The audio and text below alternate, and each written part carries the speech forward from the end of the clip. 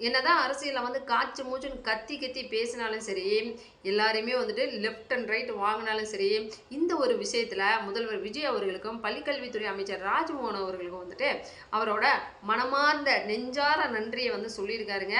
யாரு அப்படின்னு சொல்லி பார்த்தோம்னா, நம்ம சீமான் அண்ணே.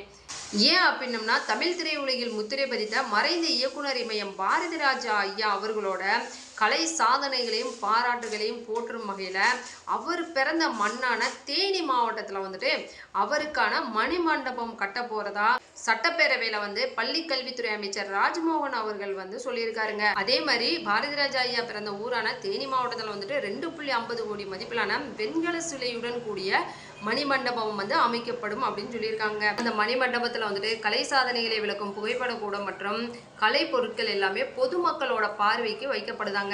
இப்படி தமிழ் திரையுலகிற்கே பெருமை சேர்த்த ஒருத்தரோட நினைவுகளை பாராட்டி அவருக்கு வந்துட்டு மணிமண்டபம் வைக்க போகுது அப்படின்ற ஒரு வரலாற்று சிறப்புமிக்க அறிவிப்பை வந்துட்டு தமிழக அரசு வெளியிட்டிருக்கு இல்லையா.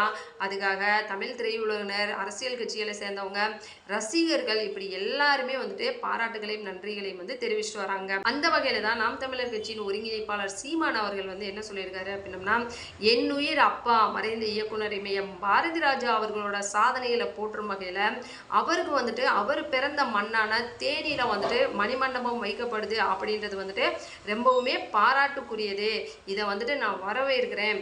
அதனால அவரோட கலை சாதனைகளையும் பாராட்டுகளையும் வந்துட்டு போற்றும் வகையில் அவருக்காக மணிமண்டபம் வைக்கணும் அப்படின்னு சொன்ன தமிழக முதல்வர் விஜய் அவர்களுக்கும், பள்ளிக்கல்வித்துறை அமைச்சர் ராஜ்மோகன் அவர்களுக்கும் என்னுடைய மனமார்ந்த நன்றிகளை தெரிவிக்கிறேன் அப்படின்னு சொல்லியிருக்காருங்க.